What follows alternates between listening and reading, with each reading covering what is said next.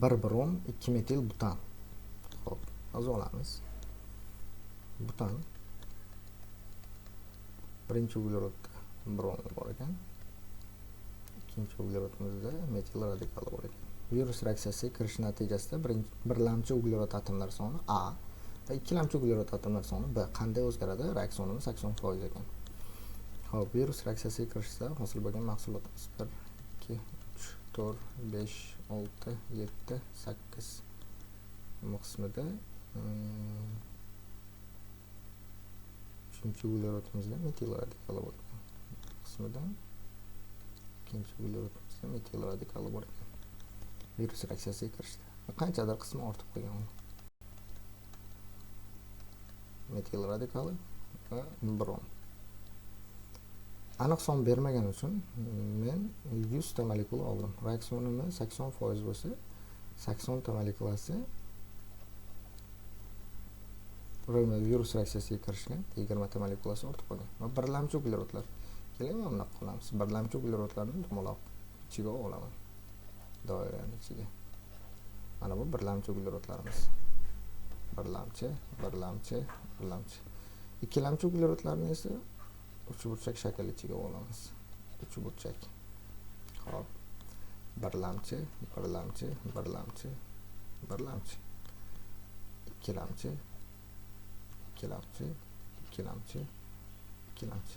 Birlamchi uglerod degani bitta uglerod bilan bog'langan uglerodlarni birlamchi uglerod deyiladi. Ikkita uglerod bilan bog'langanlar ikkilamchi uglerod, uchta uglerod bilan bog'langanlar uchlamchi, to'rtta uglerod. E'tibor bering, uglerod deyapmiz, radikal emas, brom emas. To'rtta uglerod bilan bog'langanlar esa to'rtlamchi uglerod deyiladi. Xo'p. Dastlab 100 ta molekula o'rgandik. 100 ta molekulaning tarkibida birlamchi uglerodlar soni bitta molekulaning tarkibida 3 ta bo'lsa, birlamchi uglerodlarimiz 100 ta molekulaning tarkibida 300 ta bo'ladi. Xo'p, keyinchi reaksiyadan keyin. Xo'p, bu yoqdan tenglashtirganimizda 2 ga 1 mol nisbatda bo'lib tenglashadi va 40 ta molekula hosil bo'ladi. X teng 40 ta molekula. 40 ta molekulaning ichida har birining ichida 4 tadan birlamchi uglerod bo'lsa, 40 taning ichida 160 ta bo'ladi. Va ortib qolgani ham bor bizda. 20 ta molekulasi ortib qolgan.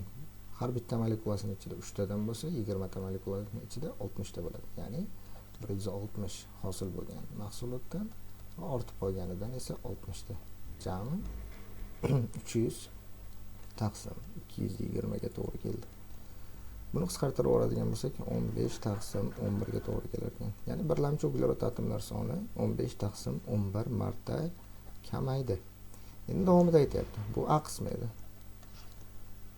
B qismida ikkilamchi uglerod atomlar soni qanday o'zgaradi deyapti. Uglerod ikkilamchi. Ikkilamchi uglerod atomlar soni qanday o'zgaradi deyapti. Xo'p. Dastlab 100 ta molekulaning tarkibida 100 ta ikkilamchi uglerodimiz mavjud edi. Ya'ni buni mahrajdan yozib olyapman, sababi ikkilamchi uglerod atomlar soni ortgan. Birlamchi uglerodlar soni kamaygan bo'lsa. Xo'p, hosil bo'lgan 40 ta molekulaning tarkibida ikkilamchi uglerodlarimiz har bitta molekulaning tarkibida 4 ta bo'lgan bo'lsa, 40 ta molekulaning ichida 160 ta bo'ladi. Va ortib qolgan qismida 20% ortib qolgan, 20 ta molekula ortib qolgan. Har birining ichida bittadan bo'ladigan bo'lsa, 20 ta molekulaning tarkibida 20 ta bo'ladi. Va yig'indi 180 taqsim 100 ga to'g'ri keldi. Xo'p, bu esa qisqartirib olganimizda 9 taqsim 5 ga to'g'ri keladi.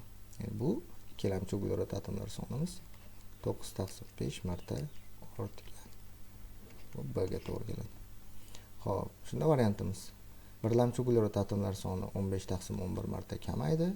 Ikkilamchi uglerodlarimiz esa 9 taqsim 5 marta ortdi. Javobimiz A varianti.